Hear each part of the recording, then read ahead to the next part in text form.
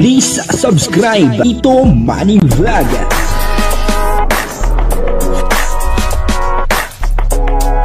Payagan po si Tito Manny Vlog na mag-reactor para pambiling gamot sa kanya pong karamdaman. Wala man siyang records ng ng away. Medyo matagal-tagal na hindi nakapag-upload po doon sa Mikris, hindi kaagad nakapag-vlog si Kalinga Prab.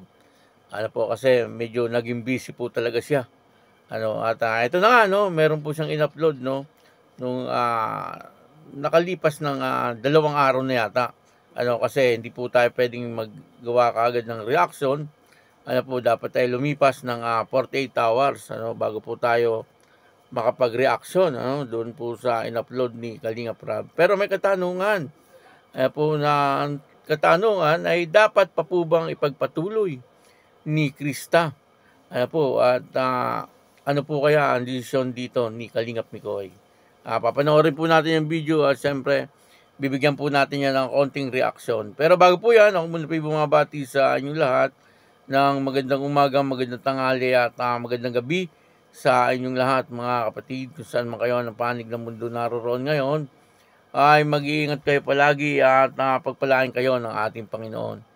Maraming salamat din po sa patuloy na tumatangkilik sa aking YouTube channel at nanonood sa aking video reaction. Patuloy lang po natin suportahan sila Kuya Bal Santos Matubang, Kalinga Prab, at Ed the Vlog, Jack Tapia, at yung mga kasamahan ko pong reactor sa Kalingap. Ganun din po yung mga charity vlogger na Kalinga partner. Ito po yung video na kung saan ay ang katanungan ay kung dapat pa do pong ipagpatuloy ni Krista. At ano po kaya ang naging decision dito ni Kalingap Mikoy. Ang kabuuan po ng video ito ay mapanood po natin sa YouTube channel ni Kalinga Prab. Ito. Natutuwa ako kasi kahit may sponsor ka na, tuloy pa rin yung extra job mo, part-time job. Grabe. Salamat kuya kasi nandito kayo. Namiss ko kuya. Namiss namin dito sa farm yan, kung saan ka namin unang nakilala. At kung saan din ako unang nasaktan. Tsaka ang dami na alaala natin dito. Yes, So, kumusta sila, mama mo, family mo? ayos naman kuya. Ayun, si Papa ay naghahanap na ng trabaho. Ayun. Tapos, isa din sa tulong na kuya dahil sa inyo. Yung mga utang mo namin, unti-unti na po namin mabayaran.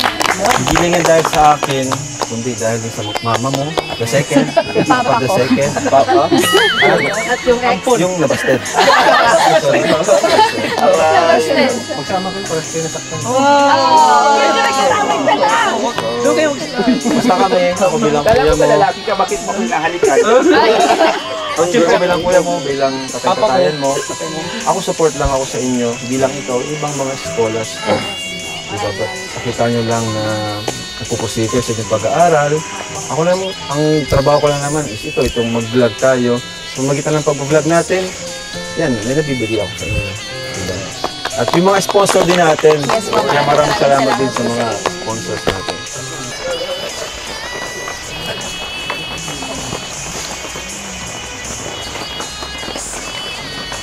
Kumusta? Kumusta ka na?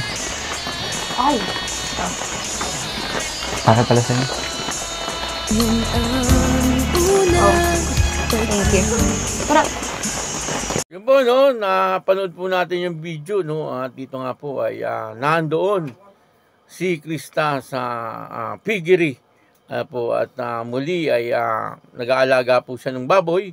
Siyempre naglilinis po siya ng babuyan, parang gano'n, at napahanga nga si Kalinga Prab kasi bagamat nga daw po marami ng sponsor pero patuloy pa rin ang pag-extra ni Krista doon po sa piggery. May mga viewers po na nagsasabi na wag na daw pong ipagpatuloy ni Krista yung pag-extra doon sa piggery. At ang katanungan nga po ay dapat pa po bang ipagpatuloy ni Krista yung kanyang ginagawa na pag-extra doon sa piggery. Kasi Una't una, ay dito po nakita po natin yung daanan papunta po doon sa babuyan na yon. Na talagang medyo napakadelikado. Lalo na siguro kapag po etong si Krista ay nag-iisa, maging araw o anong oras ay napakadelikado po. Para kay Krista, kung nag-iisa po siya doon sa babuyan, alam naman po natin na si Krista ay talagang napakagandang bata.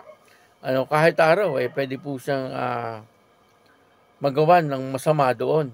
Lalo na po sa panahon ngayon na talagang napakarami po yung mga taong malalakas ang loob na gumawa ng hindi maganda sa kapwa. At para kay Krista ay napakadelikado na umextra pa po doon. Sa bagay, siguro sinasamahan naman po siya ng kanyang ina o kaya ng kanyang ama kapag nandoon po siya. Pero sa tingin ko po ay parang hindi na po kailangang umextra pa si Krista doon sa babuyan. Kasi marami naman po na siyang mga sponsor. At talagang kita naman po natin yung dumarating sa kanyang blessing. Hindi lang po basta blessing, talagang maraming blessing. Ang dumarating po sa kanya. Kaya pwede na lang po siguro na siya ay magnegosyo na lang.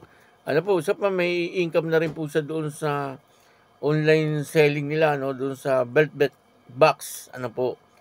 Kumbaga ay siguro ay pwede na lang po siya mag-business, kasi may pera naman na po siya. Kahit yung mga small business, na hindi naman maapektuhan yung kanyang pag-aaral. Kasi doon nga po sa may babuyan, marami po ang nagko-comment na ang sabi ay huminto na daw po doon si Krista, sa pag-aalaga ng baboy. Okay po sana kung kanila yung baboy. Kasi siyempre, malaki rin po ang income talaga sa baboy, lalo na kung meron kang ilang inahin. At mapaanak mo ito, at yung anak ay aalagaan mo, ay ayos na ayos po yun. Kaya lang ang problema po, ay hindi naman po kanya yung baboy. Kumbaga ay talagang umi-extra lang po siya doon para kumita ng pera. Kaya ang sabi po ng iba ay baka daw pwede ay huminto na doon etong si Krista. Kasi marami nga po nag-aalala. Ano kaya po ang decision dito ni Kalingap Mikoy? Si Kalingap Mikoy ba ay pumapayag na si Krista ay nananatili na may extra doon sa piggery? O kaya ay talagang ayaw na rin niya siguro na si Krista ay nakikita niya na nahihirapan. Medyo mahirap din mag-alaga ng baboy. Lalo na kung hindi ka sanay sa amoy ng baboy. Yung dumi po niyan talagang kumakapit sa damit. Kahit nga po minsan nakaligo ka na parang nakakapit pa rin sa kamay o kaya sa katawan, yung amoy ng dumi ng baboy. Nasasabi ko po yan kasi ako po ay nag-alaga din ng baboy. Kaya may alam din po tayo sa pag-aalaga ng baboy. Kaya sana ay maging ligtas si Krista kapag pumupunta doon. Maraming salamat po sa inyong lahat. Patuloy lang po natin suportahan ng Mikris, si Kalingap Mikoy at saka si Krista. At ako po si Tito Manny Vlog na nagsasabing God bless you all. Diyos mabalos.